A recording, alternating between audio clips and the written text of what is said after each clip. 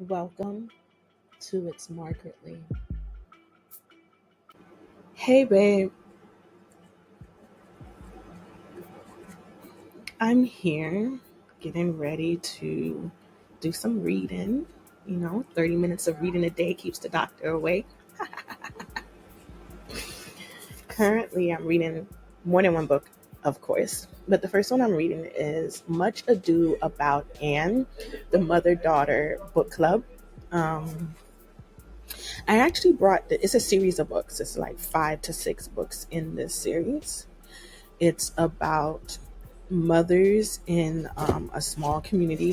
They're all living different types of lives, so they're all in a different um, status in the American world, and so they have daughters that all go to the same school together. They've been going to the same school for years, and the daughters were having some issues with one another, so the mothers got together and decided to start a book club where the mothers and daughters would all read the same book, and then they would come together and not only learn about their thoughts and their ideas on the books and how they made them feel, but also learn about the culture and the life of the author.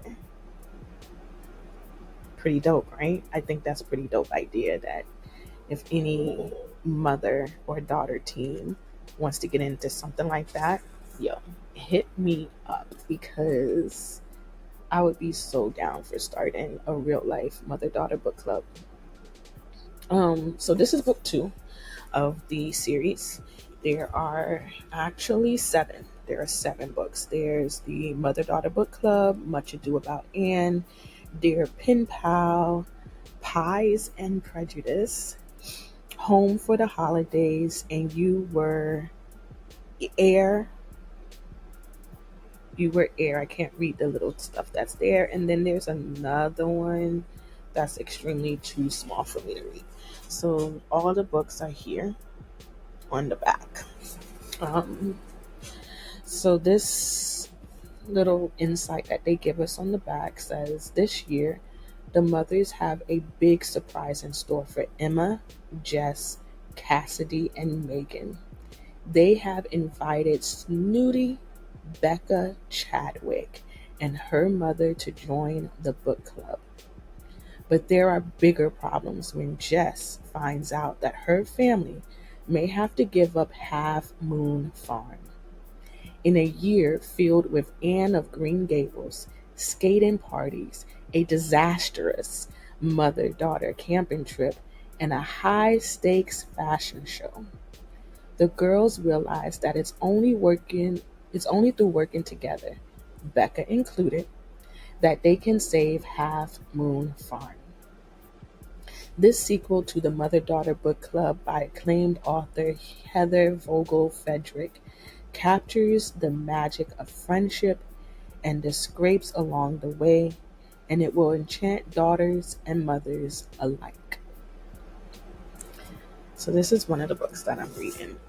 I am actually very enchanted by it. I'm more than halfway through it. I'm very happy that I'm reading this series, and I'm definitely going to continue to make sure that I finish the whole series. The second book that I'm reading is Estate Planning for Dummies. I actually like the Dummies series. I think it's very insightful and it gives a lot of information that you can always go back and look into to make sure that your next steps are always the proper ones for what you're trying to do. Um, I brought this book because my grandmother, the staple of our family who's no longer with us, she did some estate planning and she really took care of us. She made sure that we were taken care of. And so I'm going to make sure that I do that for my children as well, which means that I need to learn about money and I don't really know about money. So this is the first book that I'm reading to help me open my eyes to all the different things that go into an estate, so that I can then dive into each one separately. So what it says on the back here is protect yourself, your family, your nest egg. Confused about how to handle your estate? overwhelmed by the idea of drafting wills, powers of attorney, healthcare directives, living trust, and more, it's not as intimidating as you might think. In Estate Planning for Dummies, a team of experts walks you through every step you need to take to get your affairs in order and build a rock solid plan for your assets that works for you and your family. From legally shrinking your tax bill to reducing the possibility of family conflict, this book is the helping hand you've been looking for. Inside, you'll understand the jargon, draft an airtight will, minimize your taxes, pass on your business, create healthcare directives, set up a trust, build a retirement plan, reduce family conflict. And this was written by Jordan S. Simon, sorry. And I like it. I'm enjoying it. I'm not that far into it, mainly because what I've been doing lately is making reading time videos, and that has involved Much Ado About Anne, and then I've been reading the estate planning when I'm going to sleep. Bad idea, because when I'm going to sleep, I don't want to do no heavy thinking. So less is read than I would prefer, because I need to change what I read, at what time I read it. I need to change what time I read it. So those are the two books that I am currently reading. Next on my reading list, or I don't even know what's next on my reading list, to be honest. So let me not even say next on my reading list, because my next on the reading list bookshelf is over there, and based on the things that I've been discovering about myself, I might change them up. But there are 3 books that I just got this week that I'm super excited to talk about. One is Think and Grow Rich by Napoleon Hill. This book has been out for years. This is a revised and updated version. I was listening to Instagram. I was scrolling on Instagram, not listening to it. Well, you can listen to Instagram. Anyways, I was scrolling on Instagram when I came across this post where a woman said that men will always tell women that they need to train other women to be wives, because today's men are not willing to do the personal growth to earn and keep a woman who has also done her personal growth.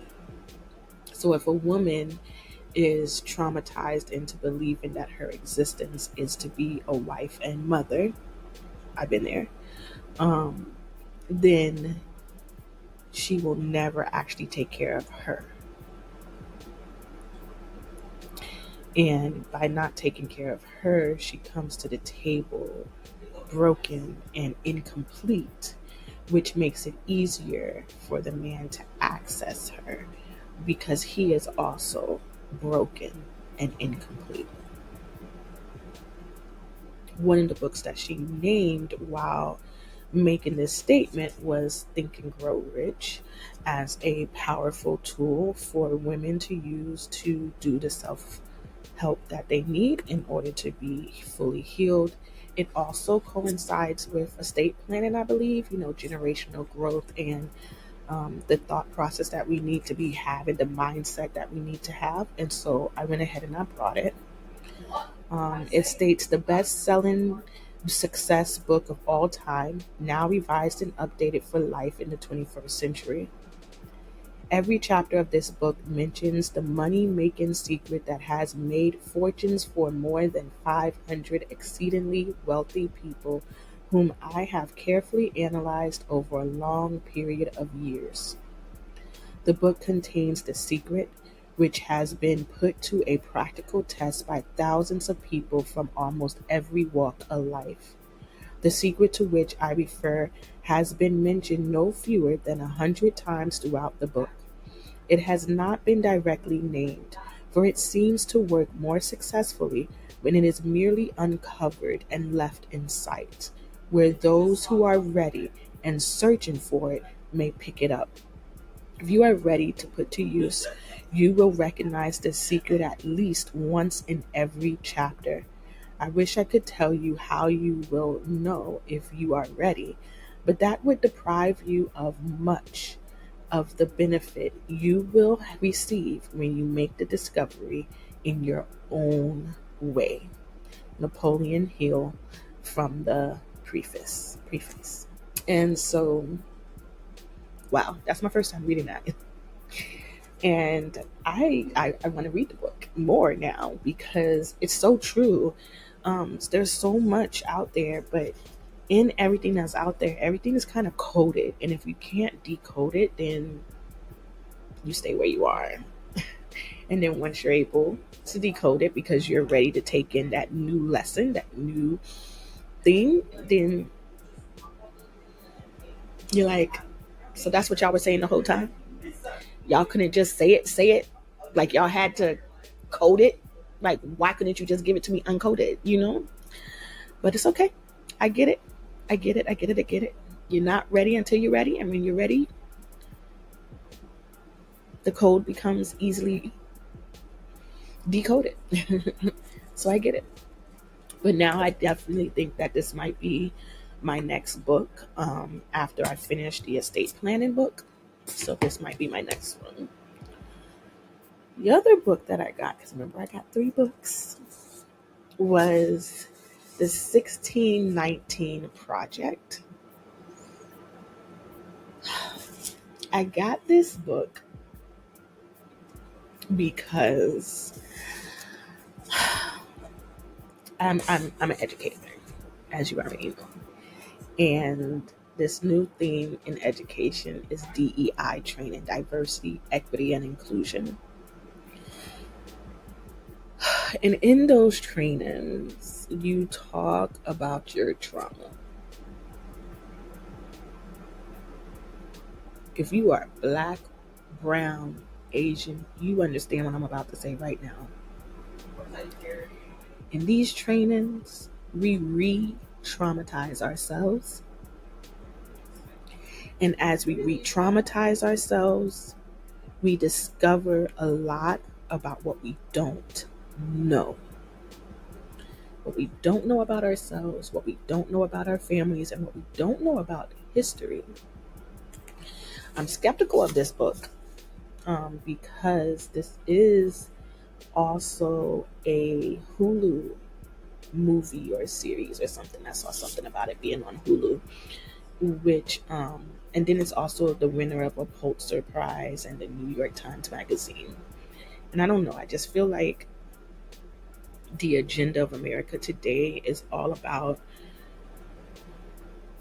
re-traumatizing us and misguiding us and keeping us uninformed and ignorant, which I absolutely hate because I'm from the South, and in the South, we know it is very, very clear. Up here in the North, though, it's like everything's done under the guise of something else. So they're telling you they're here for you, but in actuality, they're just tearing you down more and more and more, but you're buying into it. You buy into it, or should I say, I buy into it, and then I realize, wait, this isn't doing me any good. This isn't helping me. This isn't doing anything that can actually break cycles within my family. And this doesn't even pertain to me in some ways because I ain't even with that. You know, I'm not with it, nor am I from it. However,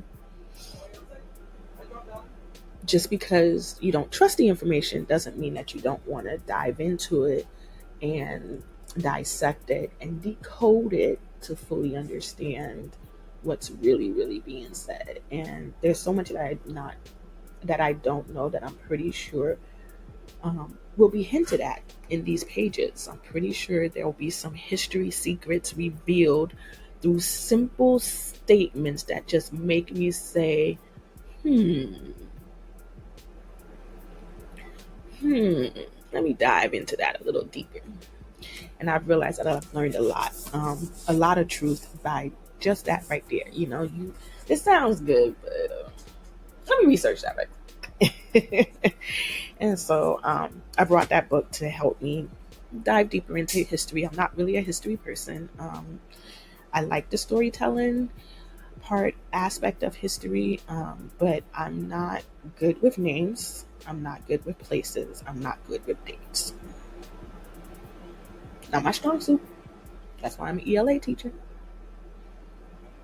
Um, so I'm trying to start getting into it now because I want to know more about the history, and also because a lot of the history that's being talked about isn't actually my history, because I'm not a native Black American and neither are my ancestors. So I know that there are ways that we were affected by the transatlantic slave trade, but I also know that it's not the same. It's not the exact same as the history of a native Black American, and that shows up a lot in the way that my family communicates and in the way that my family passes down information, and in the information that we actually know, and the information that we find imperative to make sure the next generation knows. And so because of that, I really want to dive a little deeper into it to really figure out, one, um, where where does my family line truly originate from. Like, I know I have some Bahamian, I have some, say, Virgin Islands in me. However, I know that if we were affected by the transatlantic slave trade, then that may not be our origin. And if that's not our origin, then I really want to find our origin, mainly because this religious journey needs to be made clearer. In my mind, the religious journey of my family needs to be made clearer, because I truly believe my ancestors are letting me know that I need to go back to our roots, our real spirituality, so that we can uncover our real power and we can get to where we really need to be, which may not be here in the United States. And in order to do that, I have to look into history outside of the United States. So all in all, that is why I want to read the 1619 Project and a lot of other books that are similar to it. The other book that I received this week was We Refuse, A Forceful History of Black Resistance by Kelly Carter Jackson. I'm going to be very honest with you guys. I saw this on Amazon and I purchased it because of the book cover. You see this? Woman with a shotgun, just standing there, looking up in the sky with her dreads nicely wrapped around her head in a white gown in the middle of a field. I refuse to, boo. I refuse to. So I'm gonna read it so I can understand what we refusing. Cause girl, you looking like that, I'm standing next to you. Okay, I'm standing next to you, but I don't want to be in white. I want to be in yellow, boo. I want to be in yellow. I want to be in yellow, and I want to have a shotgun just like this, standing right over here. You see, right over here, a little bit behind you, but right on the side of you. So when the next nigga pop off, I'm sorry, I apologize. So when the next person pops off, I can pop off too. So the back of this one says, praise for we refuse. And so these are just the comments on what people think of the book. Black resistance to white supremacy is often reduced to a simple binary between Dr. Martin Luther King Jr.'s nonviolence and Malcolm X's by any means necessary. In We Refuse, historian Kelly Carter Jackson urges us to move past this false choice, offering an unclenching examination of the breadth of Black responses to white oppression, particularly those pioneered by Black women. The dismissal of Black violence as an illegitimate form of resistance is itself a manifestation of white supremacy, a distraction from the insidious, unrelenting violence of structural racism. Force, from work stoppages and property destruction to armed revolt, has played a pivotal part in securing freedom and justice for Black people since the days of the American and Haitian revolutions. But violence is only one tool among many. Carter Jackson examines other, no less vital, tactics that have shaped the Black struggle, from the restorative power of finding joy in the face of suffering to the quiet strength of simply walking away. Clear eyed, impassioned, and ultimately hopeful, We Refuse offers a fundamental corrective to the historical record, a love letter to Black resilience, and a path toward liberation.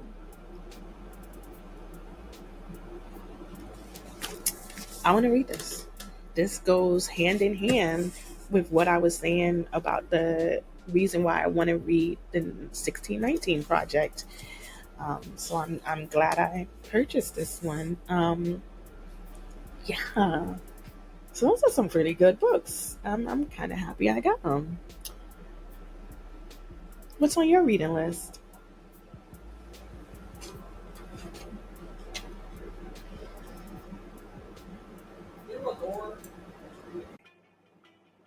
Join the conversation. Add a comment, send me an email, follow me on Instagram.